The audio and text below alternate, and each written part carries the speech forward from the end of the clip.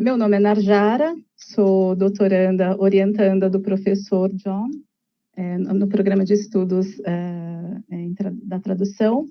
E a tese, qual estou finalizando, tem o título Trabalho Voluntário de Tradução sob a perspectiva da autoetnografia, que é um outro embasamento teórico, que não, assim, vou fazer uma breve apresentação também, mas não é o foco, porém os elementos acabam se entrelaçando.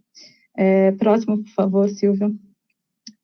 A apresentação que eu vou fazer, essa breve apresentação, está dividida, acho que não, aqui foi, está dividida em, como eu disse, uma introdução sobre o que foi o meu projeto, o que é o meu projeto de doutorado, o que está combinando aqui com a tese. Eu estou na fase de análise de dados, já concluí toda a pesquisa de campo, agora estou amarrando tudo isso, então um grande desafio até o próximo ano. Portanto, eu vou apresentar aqui apenas os objetivos, um resumo do que é a pesquisa, apenas um slide sobre a autoetnografia, que foi o ponto de partida, não só o ponto de partida, mas também, acredito que seja parte fundamental do desenvolvimento e ponto de chegada também da tese. E vou entrar na Actor Network, que tem sido muito agora empregada, né, como teoria ator-rede, aqui, né, no Brasil em particular, né, e em Portugal também. Fazendo uma breve apresentação e tentar definir alguns conceitos que, pelo que eu entendi, fazem parte ou serão assim uma continuidade da leitura que foi feita anteriormente, né, do capítulo 6, que foi feita na discussão anterior que vocês tiveram.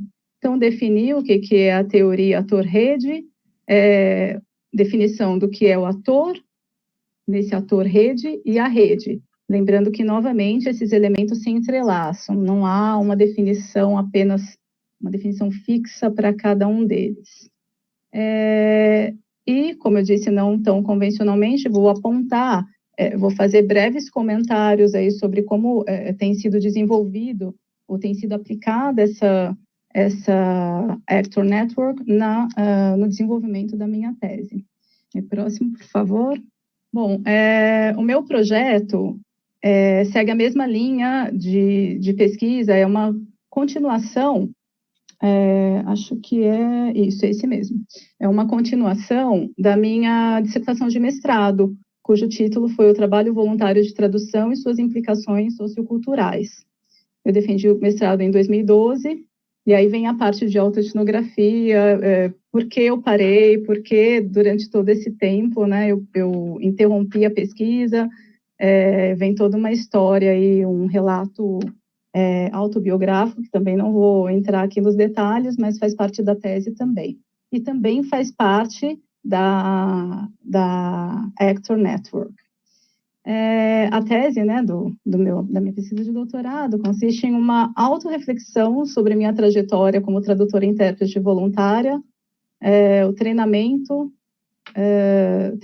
não só um treinamento específico, mas todo o treinamento recebido aí ao longo de toda essa trajetória, formação profissional, e sempre tendo em vista aqui a experiência cultural dessa rede de voluntariado que faz parte do objeto de estudo da pesquisa. E dando continuidade com os objetivos no próximo, em linhas gerais, os objetivos, como eu já havia dito, né, aprofundar aprofundar a dissertação de mestrado, né, a pesquisa que foi desenvolvida na dissertação de mestrado. Na verdade, aprofundar não, muitas coisas mudaram, assim como a teoria, a Tor-rede, né, a Actor Network, assim como não é fixa, não é estável, a nossa pesquisa também não é. Nossas teorias, o desenvolvimento, né, o desmembramento da nossa pesquisa. Então, já nós vamos falar sobre isso. Então, as premissas do trabalho voluntário de tradução, na verdade, são tradutoras e intérpretes, em um grupo de mulheres, é um grupo composto exclusivamente por mulheres, da Associação Soka Gakkai Internacional no Brasil, conhecida como BSGI. Além disso, também tem como objetivo investigar quais são as características dos capitais, o capital simbólico envolvido. Também não vou entrar aqui na teoria de capital simbólico de Bourdieu, mas também faz parte do tripé aí, do embasamento teórico. Mas quais são as recompensas, quais são os benefícios, quais são os benefícios desse trabalho voluntário de tradução. Delinear as características, múltiplas possibilidades, então, quais são os diversos caminhos que se abrem a partir dessa rede de voluntariado. E refletir sobre a minha própria experiência em relação à experiência cultural desse grupo. Essa última parte é fundamental nessa tese de doutorado, porque foi algo que eu resisti bastante ingenuamente na dissertação de mestrado. Eu tinha sempre a visão que nós precisamos nos distanciar do objeto de pesquisa. Então, aquela visão de tentar observar, tentar ser mais uma observadora e não uma observadora participante, tentar não mesclar aí a minha subjetividade, a minha opinião, emoções, sentimentos. E isso foi, assim, um grande ponto negativo, um ponto de crítica com relação, não só externo, mas interno também, porque realmente eu concluí que é impossível você se distanciar do seu objeto de pesquisa. E nesse ponto também a Actor Network, né, é incrível a aplicação dessa teoria, assim como a autoetnografia também. E dando continuidade, no próximo slide, então apenas para dar um panorama geral, esse objeto de estudos é denominado Projeto Cultural Tradutoras e Intérpretes. Então, a própria associação, a própria BSGI, possui vários projetos na área de humanismo, saúde também, bem-estar, música, então tem a parte cultural, a parte artística. Esse projeto, ele está dentro da linha de humanismo, é um projeto dessa associação. Existe uma discussão aí se a identidade da associação é uma ONG. Na verdade, juridicamente não é enquadrada como ONG, mas sim como uma instituição religiosa, mas isso também é alvo de críticas e contradições, não apenas pelo público externo, mas pelos próprios participantes, pelos próprios associados. Então, em Cross Cultural Network, Penn também fala sobre as contradições entre a distribuição material de redes, então como elas são localizadas, como elas se apresentam, e a percepção ou a sensação de pertencimento à própria posição dos participantes. Então, uma coisa é como é apresentada a rede ou a associação, enfim, o que nós vamos discutir agora em cada um dos tópicos, e outra coisa é como eu me sinto, como eu me apresento, qual é a minha percepção, qual é o meu posicionamento diante dessa rede. Então, isso também é discutido, é um dos pontos que se entrelaçam aí entre a autoetnografia e também a teoria ator-rede. Um dos pilares, ou o principal pilar dessa associação, é que é uma associação, uma instituição religiosa, mas, sobretudo, é uma filosofia de vida praticada e exposta por meio de atividades que têm como aí base paz, cultura e educação. Então, esses são os pilares, as atividades desenvolvidas nessa associação cultural. Esse grupo, em particular, é composto por aproximadamente 60 mulheres, entre 59 e 60 mulheres, como eu já havia dito, está dentro do projeto, dentro da área de humanismo, e o objetivo, segundo a própria liderança, a coordenação e a descrição do projeto, é treinar e desenvolver habilidades valorizando o potencial humano. Habilidades, nesse caso, do grupo em especial, habilidades de tradução e interpretação.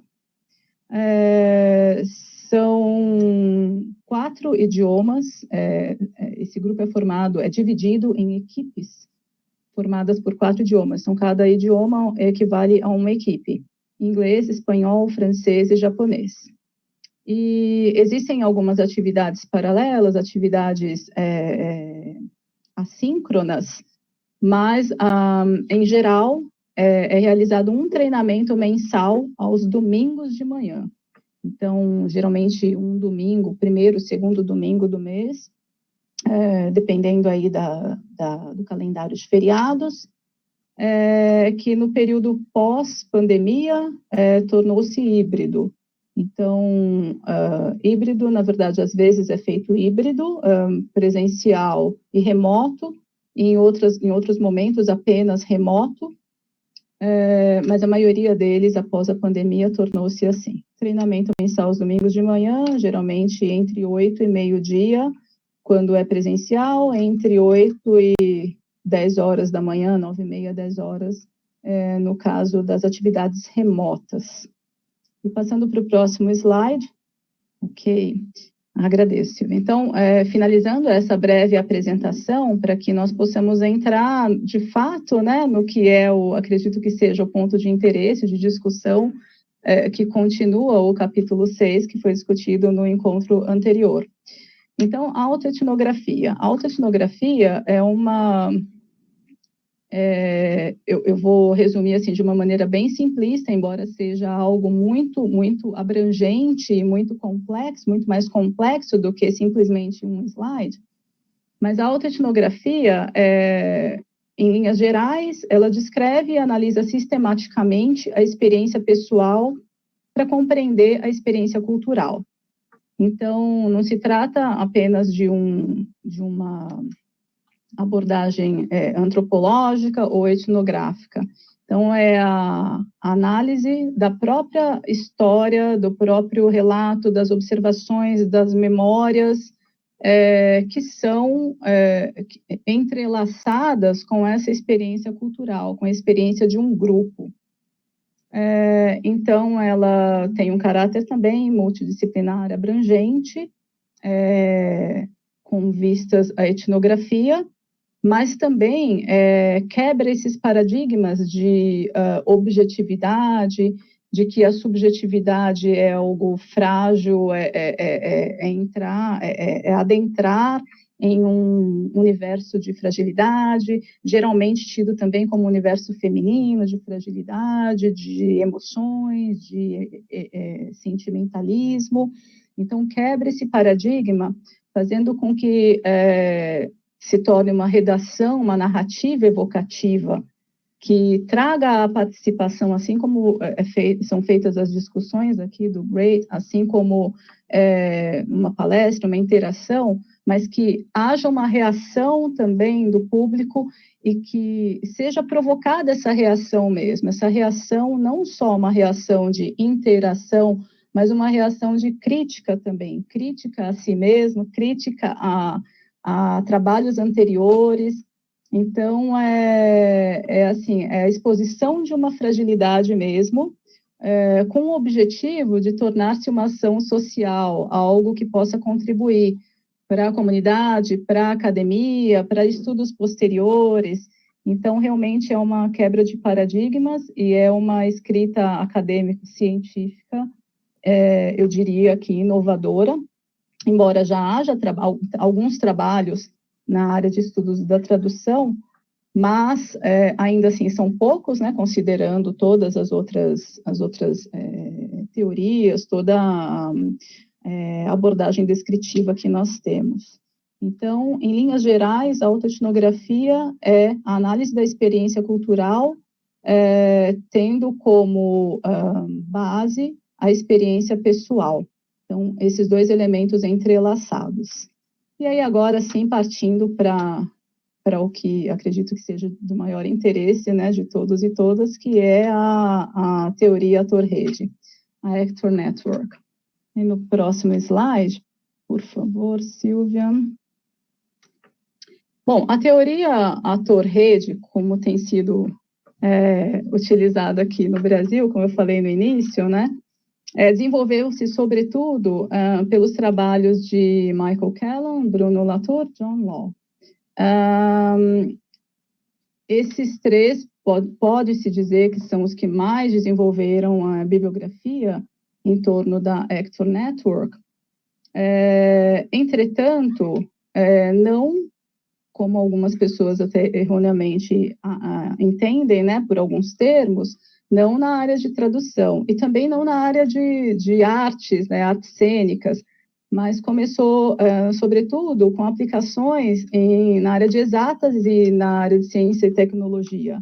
Inclusive, mesmo atualmente, eu sou professora em uma instituição tecnológica também, eu participei de um simpósio na área de inteligência artificial. Então, mesmo atualmente, a teoria ator-rede é muito aplicada à área de ciência e tecnologia, por seu caráter abrangente, por alguns aspectos que nós vamos comentar. Entretanto, assim, o primeiro momento em que foi, isso começou lá na década de 60, mas o primeiro momento em que foi utilizada e mencionada, não necessariamente com essa terminologia, foi por Moreno, psicólogo e dramaturgo, lá na década de 1930, que é considerado o pai do psicodrama. Então, essa abordagem iniciou lá na ciência e tecnologia, e devido a essa abrangência, foi explorada na área de psicologia, saúde, enfim, e muitas outras, biologia também, e muitas outras. Moreno utilizou e aplicou, é considerado também aí um dos precursores na análise das redes sociais, que aí vem, assim, mais ou menos ao encontro da teoria ator-rede, embora com conotações diferentes. E também é atribuída a ele a criação da sociometria, como forma de mapear pequenas redes de afinidades. Então, a utilização do termo rede começou nessa área de psicodrama, principalmente, né? Psicologia, psicodrama, e por isso que se diz que sua origem foi no teatro. Então, na verdade, foi na área de psicologia, depois estendeu-se a dramaturgia, foi mais amplamente utilizada na área de exatas, ciência, tecnologia, saúde, e posteriormente, devido ao seu caráter multidisciplinar e abrangente, começou a ser empregado amplamente nos estudos da tradução, que é o que eu acredito que a maioria já tenha tido conhecimento.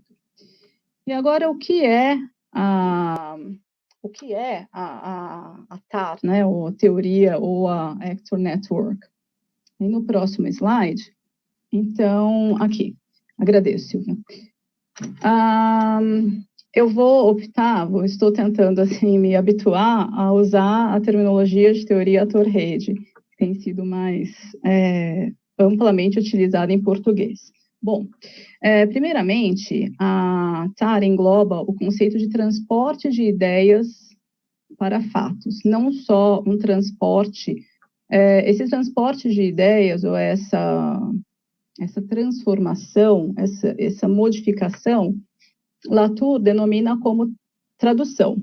Então, a tradução, não em termos linguísticos, né, de traduzir de uma língua para outra, mas no sentido de transformação. Então, tanto no contexto de sociologia em geral, análise das redes sociais, ou, enfim, sociologia do social, sociologia das associações, é empregada como tradução de ideias em fatos, tradução no sentido de transformação, contrastando com o termo difusão. Bom, o que seria isso? Transmitir uma mensagem apenas? Bom, transmitir sem modificar, sem interferência, sem nenhum tipo de modificação em quem ou no que está envolvido nessa situação. Então, isso é o que não é uma teoria Ator-Rede, mas transmitir, transformando e criando novas possibilidades e ampliando horizontes, criando novos caminhos, provocando transformações ou revoluções, é o que seria aí, o que se enquadraria na teoria Ator-Rede. Esses fatos são moldados e transformados dentro da sociedade e pela sociedade também. Então, não é só simplesmente uma pessoa ou um ator que faz uma transformação, ou uma rede, como nós vamos analisar. Então, por esse motivo também, a teoria Ator-Rede é conhecida como sociologia da tradução. E a sociologia da tradução, nesse caso, novamente voltando ao termo usado inicialmente, transformação, modificação. Então, tem como objetivo criar um vocabulário para abranger processos de representação, pelos quais elementos heterogêneos interagem. Então, diria que é mais processo do que produto, ou a origem do produto. Então, observar os atores significa acompanhar todo o processo e toda a riqueza de elementos que englobam esse processo, sejam humanos ou não humanos. E aí, fazendo uma analogia com o teatro, desculpe, aqui a gente está aqui, tá. Eu vou pedir, por gentileza, Silvia, para você passar para o próximo, e aí nós vamos ficar um pouquinho mais neles, né? Fazendo uma analogia com o teatro, e já definindo o ator também. Então, algumas pessoas erroneamente podem entender esse ator como a pessoa que atua. Bem, já vimos que não, segundo a definição de Latour, ator é qualquer coisa que modifica ou transforma, qualquer elemento, qualquer coisa. Isso faz uma diferença, isso provoca uma mudança, qualquer tipo de mudança. Então, isso se torna um ator e participante de um processo, seja qual for isso. Então, qualquer elemento que transforma, modifica, ou possuindo ou não possuindo ali uma figuração, entra nessa definição de ator. Então, por exemplo, fazendo analogia com o teatro, isso não é a minha analogia, nem tampouco do John, mas do próprio Latour. Um ator, ele nunca faz uma apresentação, ele nunca está sozinho em um palco, ele nunca se apresenta, um ator mesmo, na terminologia aí da dramaturgia. Então, ele nunca está sozinho. Por trás deles, por trás daquela cena, sempre há um conjunto de elementos que precisam existir ou coexistir para contribuir para a sua performance. Então, a iluminação, a sonoplastia, o próprio enredo, o diretor, bastidores, o roteiro, né, bastidores, toda a equipe que trabalha ali, a mensagem, o contexto, muitas vezes o contexto histórico, um autor, uma narrativa. Então, todos esses elementos são, de acordo com a teoria Ator-Rede, todos esses elementos são atores que fazem ali aquele momento da cena. E não só apenas esses elementos pré-performance, mas também o impacto ou a reação do público, o público em si, a reação, críticas também, o que os críticos falam sobre essa apresentação, quais os desdobramentos, bilheteria, a quantidade de ingressos ou os ingressos. Então, tudo isso pode se... Vejam, uma atuação, uma performance, ela abre espaço para outros desdobramentos, para críticas positivas, críticas negativas, críticas construtivas ou não. Então, ela vai gerar um texto, por exemplo, ou uma entrevista. Então, todos esses elementos entrelaçados contribuem para essa performance e contribuem para outros desdobramentos. Então, isso basicamente encerra aí o conceito de ator. Ao empregarmos esse termo ator também, nunca se sabe quem ou o que está no palco. Se é o ator em si, se é um improviso, se ele está colocando simplesmente a fala dele, se ele está colocando a emoção dele, se ele traz isso, se ele apresenta ali uma lágrima, um choro, se ele se inspirou em alguém ou na própria experiência pessoal dele. Então, o Latour exemplifica aqui, mencionando o que consta no slide, né? O exemplo do garçom do café de Sartre, em O Ser e o Nada, que não consegue distinguir a sua própria identidade de seu papel social. Então, ele incorpora lá os elementos da bandeja, os trejeitos, toda ali a cena ali, a encenação ou a atuação como garçom, e muitas vezes está ali, não se sabe se ele assumiu aquele papel ou se ele realmente é um ser humano que está ali. Então, isso fica ambíguo. Todos os movimentos desse garçom, no caso, são mecanicamente conduzidos por meio do trabalho como garçom. Ele é levado ali, ele é direcionado como garçom, como se não houvesse um ser humano executando, como se ele não tivesse escolha sobre nada. Então, ele aparentemente se veste ali com o seu papel social, com a sua função.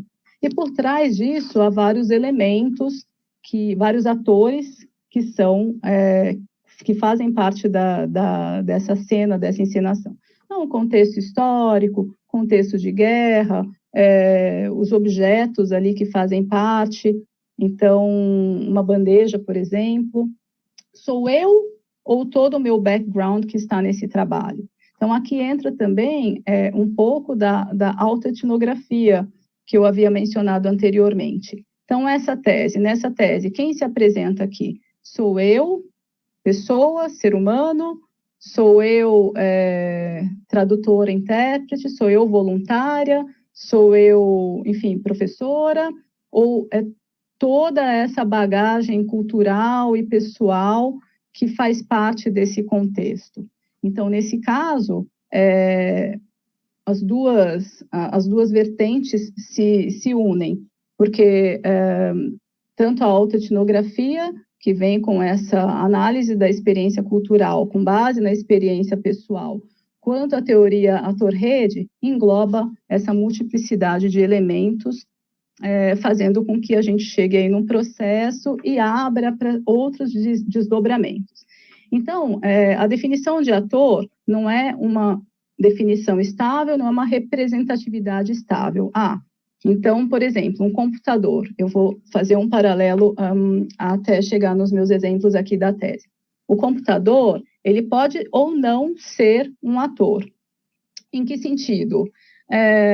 Se você está aqui assistindo uma palestra e eu estou transmitindo uma mensagem, no caso aqui, o computador é o seu intermediário, e você só ouve, aquilo não provoca emoção nenhuma, você não está nem prestando atenção, você só ouve, mas não escuta. Então, nesse caso, o computador não pode ser considerado um ator. Ele não está modificando nada, não está transformando nada. Por outro lado, como aconteceu comigo antes, né, de iniciarmos aqui, então, fazendo alguns testes, eu percebi que a câmera do meu computador parou de funcionar. A câmera parou de funcionar. eu tive que buscar outras alternativas, entrar pelo celular, pedir ajuda da Silvia para fazer o compartilhamento. Então, eu busquei outras alternativas, isso provocou uma transformação, uma mudança, e eu busquei outras alternativas para que conseguisse fazer essa apresentação. Então, nesse caso, de uma maneira bem simples ou simplória, o computador ou o celular se torna um ator. No meu caso aqui, o celular, né, se torna um ator, porque está modificando toda uma cena que havia sido programada com base em outras coisas, em outras prerrogativas, em outras situações que aconteceram anteriormente. Então, não se trata apenas de um transporte, transportar uma informação, mas traduzir uma informação, traduzir no sentido de transformar, modificar ou abrir outras possibilidades. Aqui, finalizando esse slide, na minha pesquisa, então, há vários elementos aqui que englobam, que integram atores, que são considerados atores e participantes, né, de todo esse processo. Então, a própria associação, aqui denominada BSGI, é um ator também. A associação como? A associação não é representada por uma pessoa, por pessoas, é um grupo de pessoas. Essa é uma outra característica da definição de ator na teoria ator-rede. Como eu havia dito anteriormente, um ator nunca está sozinho. Então, uma associação, mas a associação não é a rede? Depois nós vamos entrar na definição de rede, pode ser rede, mas pode ser ator também, no sentido de que nós citamos anteriormente, de modificar, de transformar, de abrir possibilidades. A editora, então, essa associação possui uma pequena editora denominada Brasil Sequio, que publica livros nessa temática aí, filosofia de vida, paz, cultura e educação. Ferramentas tecnológicas, sem dúvida nenhuma, ferramentas tecnológicas, dado o seu caráter inclusivo de modificar, por exemplo, nesse contexto pandêmico e no contexto pós-pandemia. O Zoom se tornou um ator essencial nesse projeto, porque sem o Zoom não haveria treinamento, não haveria equipes de visão, não haveria salas de interpretação, então ator fundamental, que promoveu uma mudança e uma adaptação, assim como o Google Meet também, no caso das aulas aqui, da pós-graduação, então ator fundamental, peça fundamental. Os treinamentos, textos, livros, jornais, revistas, o aplicativo, existe um aplicativo BS+, a filosofia, a missão, relação de mestre-discípulo. Então, essa relação de mestre-discípulo é a relação, esse conceito que vem muito aí da inspiração de origem oriental, difere um pouco, né, do conceito aqui ocidental, mas essa é fundamental, porque muitas vezes se fala lá, por exemplo, na pesquisa de campo, sobre qual o propósito, por que você participa de um grupo, por que você dedica o seu tempo, os seus domingos de manhã, acordando cedo e participando desse treinamento. Então, a missão, o propósito, o capital simbólico, tudo isso se torna ator, se torna participante dessa atividade. Muitas vezes, como a noção de pertencimento lá citada por Payne em Cross Cultural Network, e também aqui a analogia com o teatro que Latour faz, quem está ali? Sou eu, minha identidade, ou é o meu propósito de vida, a minha missão, débitos de gratidão, retribuição? Então, por que eu estou ali? Eu quero absorver, eu quero aprender, eu quero ter ganhos ou eu quero contribuir? Então, muitas vezes esses elementos se mesclam e tudo isso faz parte do conceito de ator, da definição de ator, que também esbarra, de certa forma, no conceito de rede, que é o próximo slide, por favor, Silvia. Definição de rede aqui. Bom, eu apresentei três falas para definir esse conceito de rede e gostaria de apresentar também uma metáfora que não está aqui. Bom, então vamos lá. O que seria uma rede, sob a perspectiva, né, da teoria ator-rede? É uma série de ações na qual cada participante é tratado ou tratada como um mediador. Então, o que seria aqui, né? Qual seria a distinção entre mediador e intermediário, que é feita por Bruno Latour, né? Mediador é aquele que traduz, no sentido de transformar, lembrando, que modifica os elementos envolvidos, enquanto intermediário apenas transporta significados, sem nenhuma transformação. Então, a rede é uma série de ações na qual cada participante contribui e modifica alguma coisa, em si mesmo, no outro, em caminhos, em possibilidades, em novas perspectivas. Pode ser também considerado uma rede cada parte de um texto que se torna uma bifurcação nesse sentido, ou se torna um evento, ou se torna um ponto de partida para uma nova tradução. Lembrando que aqui, novamente, esse termo tradução, no sentido de modificação, transformação. De certa maneira, a abordagem linguística, eu acredito que também, em certa medida, contribui aí para uma modificação, também tem esse viés. Trata-se, portanto, de uma prova para avaliar quantos atores o escritor transforma em mediadores e qual é seu alcance social. Bom, isso daí segundo a definição de Latour também. Então, a rede é uma forma de mensurar quantos atores podem e provocam mudanças. Quantos atores estão envolvidos no processo e que processo é esse, que seria a rede em si? Os múltiplos desdobramentos que são gerados por essa atuação. Então, uma boa aplicação aí de teoria ator-rede é o alcance social. Quantos atores estão envolvidos? Quantas traduções ou transformações ocorrem durante esse processo? Erroneamente, e inclusive até na minha própria dissertação, eu entendi e apliquei em alguns momentos de forma equivocada a definição de rede, porque erroneamente a gente entende como rede pontos, algo que se conecta ali com pontos de intersecção. Por exemplo, uma rede de tradutores profissionais.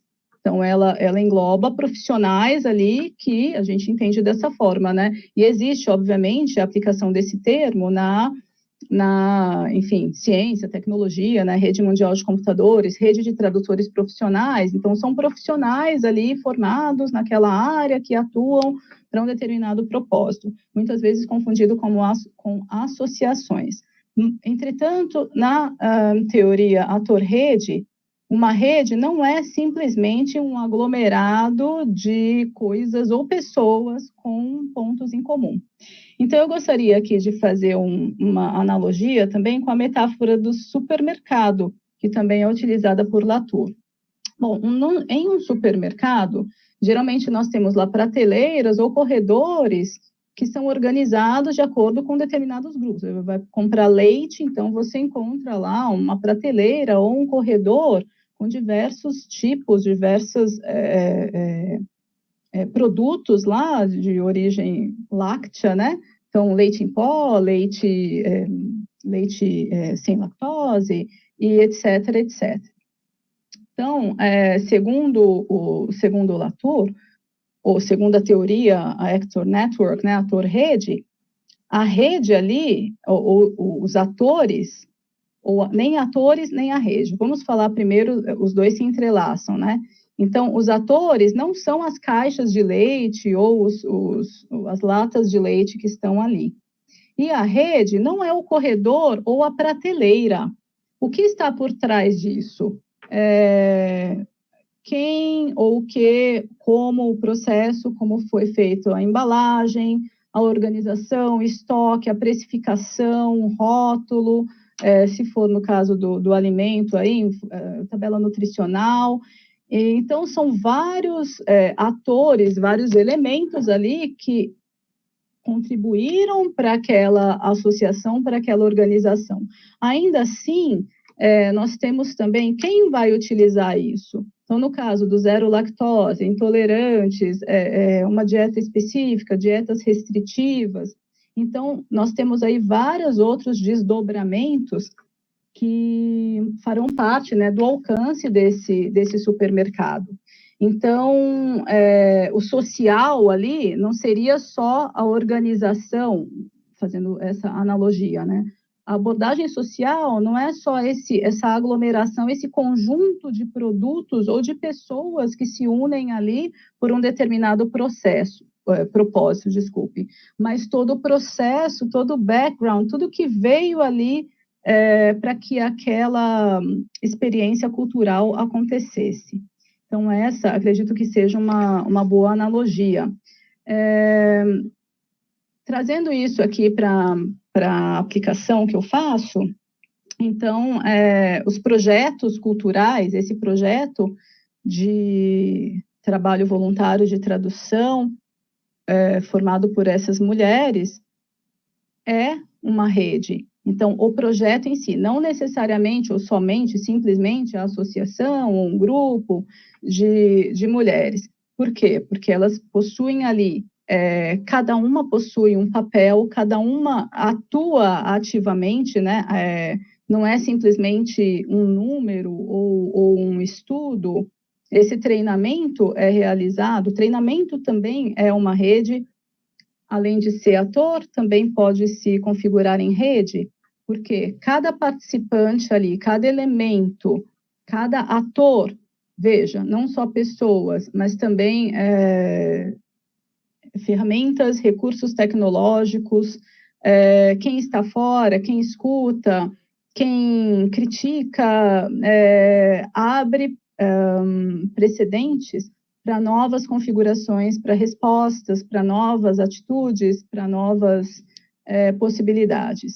Quem está ali, nem sempre, nem todas, né, são profissionais, são formadas na área, nem profissionais, nem possuem nenhum tipo de graduação, muitas não possuem, então algumas estão para aprender, outras estão para ensinar. De qualquer maneira, essa é uma modificação. Então, o próprio treinamento provoca uma modificação. Ir em busca, muitas começam a fazer ou fazem cursos de especialização, fazem intercâmbios, fazem graduação, enfim, e buscam se autoaprimorar para que tenham novos desdobramentos, tenham uma atuação diferente. Então, todos esses elementos entrelaçados constituem aí atores e rede, no caso. Então, assim, essa teoria ator-rede, assim como todos esses outros elementos que eu citei, têm sido, assim, amplamente utilizados. Eu acho muito interessante, assim, pensarmos que qualquer estudo que atribua uma representatividade, uma função ou uma importância, né, ou agency, como a gente usa aqui no termo em inglês, a elementos não humanos, pode ser considerada a teoria ator-rede. Então, atribuir uma função, atribuir uma representatividade. Latour, na sua ideia de reagrupar o social, afirma que é de suma importância ressignificarmos a sociedade. Então, contrastando novamente essa difusão, essa desconstrução, mas reagrupar, ou reassembling, né, no termo em inglês. Assim como tudo que faz parte da sociedade e que a transforma. Então, reagrupar, reorganizar. Nisso, ou disso, advém a necessidade de inclusão, de reconstrução e de reflexão. Então, inclusão para incluir diversos elementos que nós temos aí, culturais, tecnológicos, e tudo isso contribui para desdobramentos, modificam a sociedade, né? Contribuem para desdobramentos, às vezes positivos e às vezes negativos. Então, esses elementos são atores. Por exemplo, a própria internet, se nós formos analisar o papel da internet na educação, né, das crianças. Então, são atores dentro de um processo, dentro de uma rede. E o que é essa rede? Todas essas ações que modificam, que transformam, que fazem parte de assumir esse papel como mediador. E é por essa razão que eu acredito, né, já assim, finalizando, que a teoria ator-rede tem sido amplamente utilizada nesses temas diversos, nos mais diversas áreas, né, tecnologia, biologia e, sobretudo, aí por seu caráter multidisciplinar, aplicado aos estudos da tradução, porque eu acredito assim que os estudos da tradução não podem existir sem essa abrangência, sem essa multiplicidade de elementos, né? Sem a teoria ator-rede.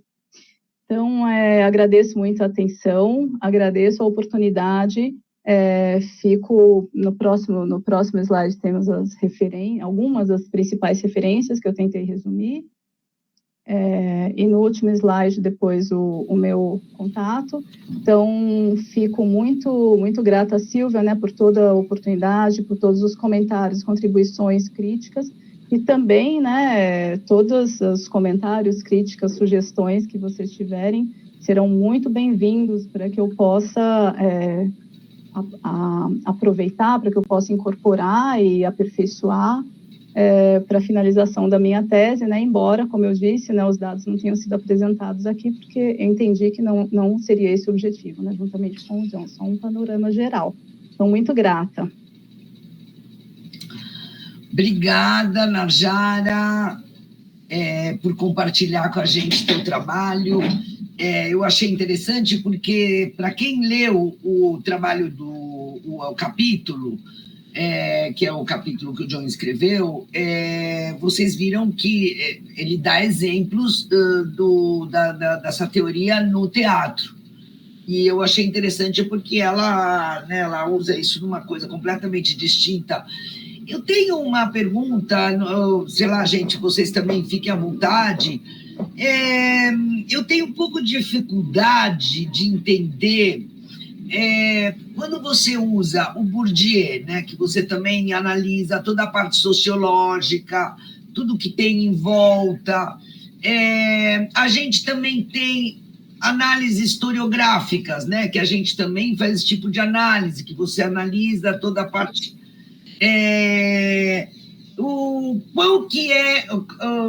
como é que você vê essa diferenciação, inclusive porque você usa o Bourdieu e você usa também essa teoria. Como é que você, em que momento, entendeu? Você acha melhor estar usando uma coisa, usar outra? Eu falo isso porque realmente o uso de teorias é uma coisa bem complicada, né? E ainda mais você está usando com uma coisa nova. Queria, sei lá, que você falasse um pouco com a gente, assim, como é que você está fazendo isso. É uma pergunta muito interessante que eu também faço bastante reflexão, né, nesse sentido. Existem alguns artigos também nos quais eles se criticam, né? Bourdieu criticava Latour e vice-versa, né? Mas eu acredito que, assim, eles se complementam. É importante, obviamente, né, mencionar as críticas. Bourdieu analisa, né, faz algumas análises mais estáticas, né? Então, se você tem esse background, a tendência é que você perpetue isso, né? Isso está inculcado no seu hábitos, né? No seu conjunto de atitudes ali. Na verdade, na minha opinião, eu acredito que eles se conversam, né? E a conversa, o diálogo, a discussão é justamente isso. É você criticar e você refletir e apresentar esse retorno, essa devolutiva, né? É fazer a sua defesa mesmo, né? Então, eu acho isso muito importante.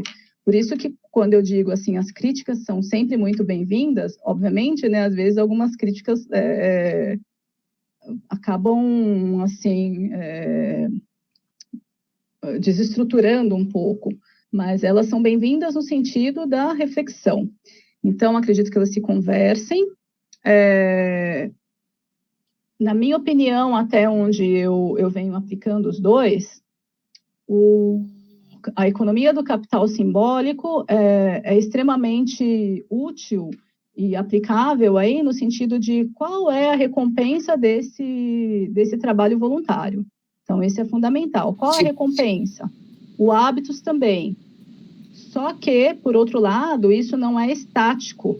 Então, eu discordo nesse sentido. E aí vem a teoria ator-rede de que tanto o ator quanto a rede, eles não são estáticos.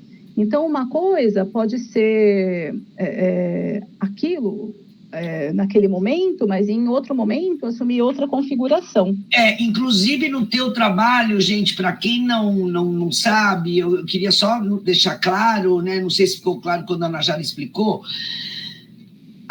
esses trabalhos que elas traduzem, teve uma época, eu sei porque eu participei da banca dela, teve uma época que eles publicavam isso. Então, os tradutores ainda tinham essa coisa. Bom, a gente está saindo nessa equipe, né, Najara? Você me corrige.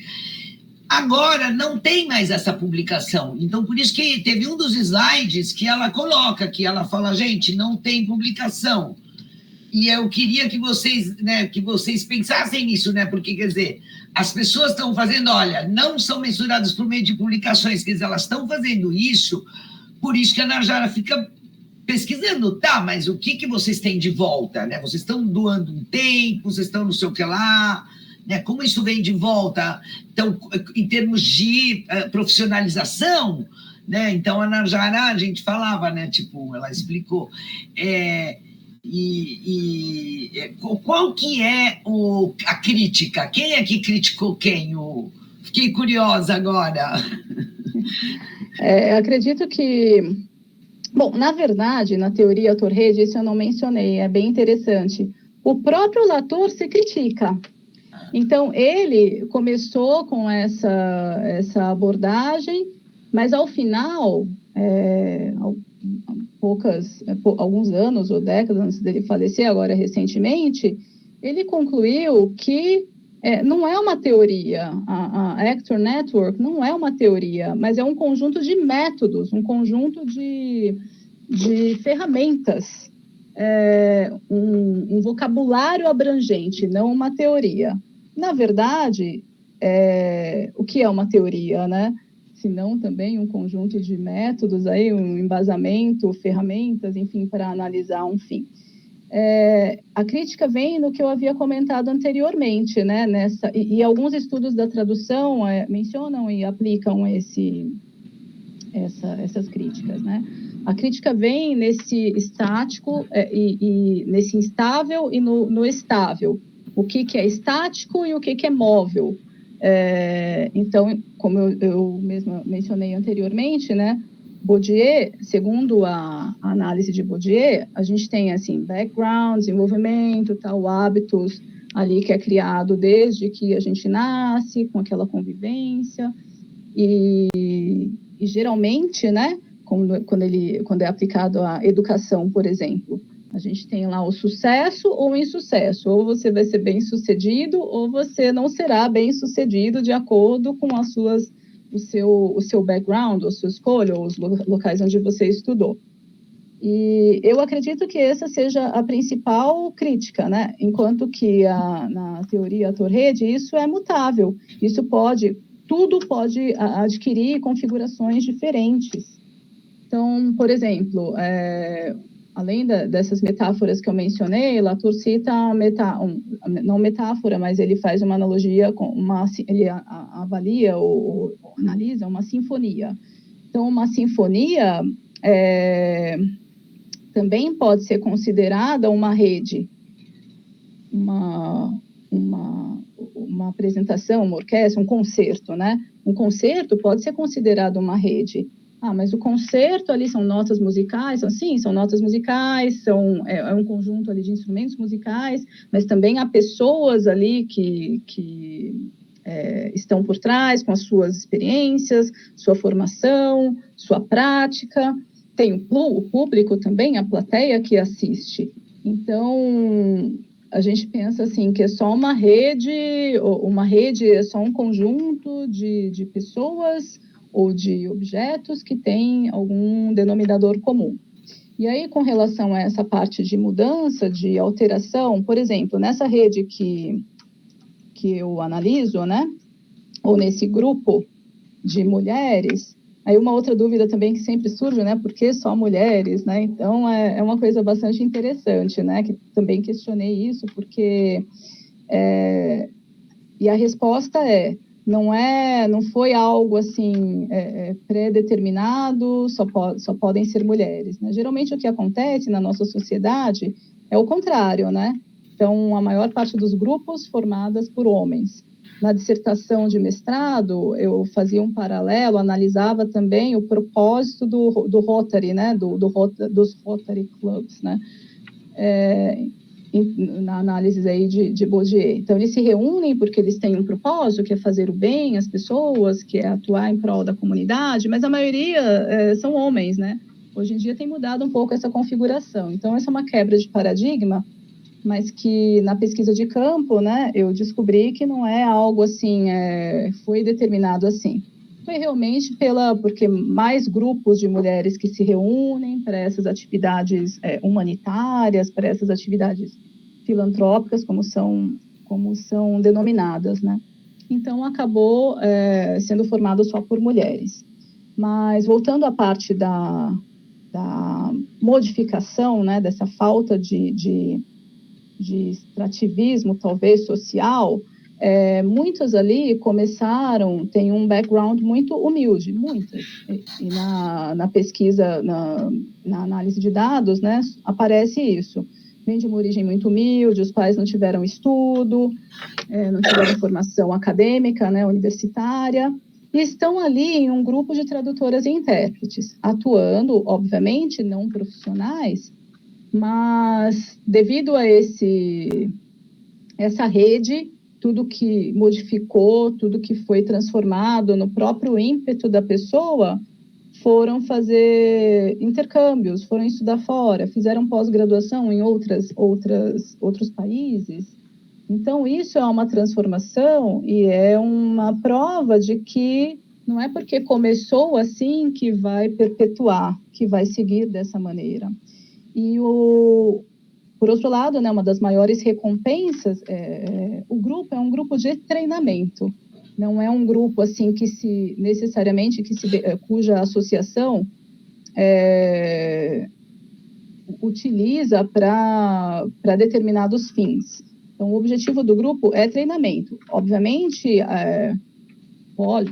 podem haver outros ganhos, né, para a associação, mas o objetivo é desenvolver, como foi citado lá num dos primeiros slides, desenvolver o máximo potencial humano de cada uma, para que cada uma possa contribuir ali com as pessoas ao seu redor, com o grupo, enfim, com filhos, herdeiros, descendentes, parentes, né? Então, o desenvolvimento ali do potencial de cada uma. E a maioria busca ali algumas para contribuir, porque possuem conhecimento, possuem experiência. Nós temos aí uma diversidade, né? Um grupo heterogêneo. Algumas integrantes possuem esse background já ter estudado em boas escolas, de ter feito várias viagens internacionais, mas outras não, nunca saíram do Brasil. Então, algumas buscam contribuir com o seu conhecimento, mas a grande maioria acaba absorvendo, acaba aprendendo muito mais do que contribui. E mesmo quem vai ensinar acaba aprendendo, segundo o que elas responderam lá durante a pesquisa. Não, o que eu ia falar aqui, parece que tem uma participante que também está virando doutora graças aos dados que ela vai tirar desse grupo, né? Pois é, então é muito interessante isso. Isso daí você vai ter que falar sobre isso, né? Porque você está falando de autoetnografia, quer dizer, no final você está fazendo uma tese, né? Então, imagina, realmente não dá para dizer que você não tirou nada, né? Com certeza, sem dúvida. Gente, vocês querem fazer perguntas? Aproveitar que a Narjara está aqui, ela trabalha com um tema bem diferente, bem legal, muito atual, tem muita gente trabalhando, analisando grupos de pesquisa, é uma coisa que a gente tem, né, em várias áreas, inclusive na área de literatura digital, a gente encontra isso direto. Não sei se vocês querem fazer alguma pergunta, ou sobre a teoria que ela apresentou, do Latour. Ou sugestões também, críticas, né? Sugestões, né? Tá o Yuri aí, que o pessoal tá tímido aqui. A gente vai mandar o capítulo da próxima reunião, que vai ser no começo de novembro, no dia 3 de novembro. Aqui, eu que agradeço, tá? Nós estamos fazendo a Jota, como vocês sabem. Aliás, ontem anunciaram que o convidado nosso da Jota entrou na Academia Brasileira de Letras. Webinars, temos 2 webinars agora em outubro. Um webinar é sobre literatura infanto-juvenil, vai ser muito legal, são 2 mulheres. Uma é a Carol, ela fez, pena que a Jamile não está aqui, mas a Fernanda eu mandei para você. Ela, como chama o negócio? Anteu, é um nome de um livro de criança, a gente mandou lá para ela. Bom, não vou lembrar agora, mas vai ser bem legal, vai ser na semana, no dia 20, e no dia 27, são 2, uma é a Janaína, são 2 de origem oriental, não sei se elas são japonesas, uma é Toki Takaka, e a outra é a Carol Sakura, parece japonês, né, pelo nome Sakura. Inclusive, uma delas é da ECA.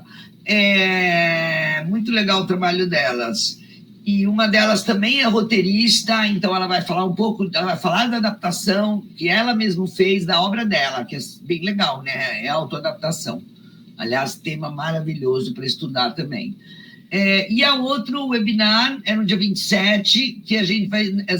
ficção científica, e vai ser muito legal. Nós temos 3 convidados, um pesquisador, a tradutora e a outra escritora, de ficção científica. Vai ser ótimo. Para celebrar, normalmente Halloween, eu gosto de fazer sempre umas coisas assim de terror, ou de não sei o quê. Vai ser ficção científica que está na área, né, de fantasia, terror. Bom, gente, é isso. Eu ia acabar de olhar aqui, eu estava olhando para ver se a gente falava mais alguma coisa, mas eu acho que a Narjara já cobriu bastante, entendeu? O John, se vocês se interessam por teatro, esse capítulo está bem legal. Ele fala de traduções que não podem ser feitas, então, nem adaptações, como Beckett. Fala um pouco do Shakespeare, né, de algumas adaptações feitas, que ele gosta muito sempre de falar, daquele do Desdemona Play About a Handkerchief, que é uma extension do Otelo, como ele mesmo diz. Aí depois outras adaptações de Shakespeare, inclusive uma brasileira, que é Otelo da Mangueira, que também é uma coisa que ele gosta muito de falar disso, é bem legal. O Romeu e Julieta, do Grupo Galpão, que inclusive a gente colocou fotos, eles deram fotos para nós e tudo mais. E depois ele fala um pouco de adaptação e apropriação dentro do teatro. E o teatro e digital media, que foi bem legal, foi umas coisas que aconteceram agora, então no Royal Shakespeare Theatre, eles têm um canal, então você pode assistir coisas lá. Ele fala do Robert Lepage, É bem legal também, umas coisas que o cara faz com projeções, então é um tipo de teatro que mistura já, então, audiovisual, é bem, bem interessante. Que mais? Aí depois, traz sobre um autor que fala de technological media e theatrical performance. Para quem trabalha com isso, gente, aqui isso é bibliografia para vocês, é bem legal. O nome do cara é o David Salt, que lists 5 different ways which technological media are integrated into theatrical performance. Então, isso é bem legal, inclusive mesmo se você não está trabalhando com teatro, mas se você está trabalhando com cinema e entra uma coisa assim de... Aí depois, o Zoom Theater, é óbvio que a gente tinha que falar disso, porque a gente estava escrevendo durante a pandemia, e é isso, gente. Eu acho que esse capítulo é bem, bem legal, tem coisas que as pessoas podem aproveitar para outras coisas também. Gente, a gente se vê, então, daqui a 2 semanas no webinar. Bom, gente, é isso, então. Obrigado por virem, poucos e bons, como sempre digo. Todo mundo vai ganhar um brinde aqui. Vou fazer assim agora, quem vier nas reuniões ganhar um livro. Sortear um livro agora. Aliás, quem não viu, peraí, para quem não viu, deixa eu mostrar. Tá R$300 o livro. Tcharam, tcharam. Ó, essa é a capa dura e esse é o capa mole. Olha que lindo. Ficou muito lindo. Eu não gosto de olhar ele com muito detalhe, porque eu fico achando 1000 defeitos, né? Então... Sim. Você já tem o próximo texto? Não. Então, eu vou discutir com o John qual que ele vai querer fazer. Deixa eu falar com ele. Vou mandar um e-mail hoje, eu mando para vocês, tá? Beleza. Gente, tchau.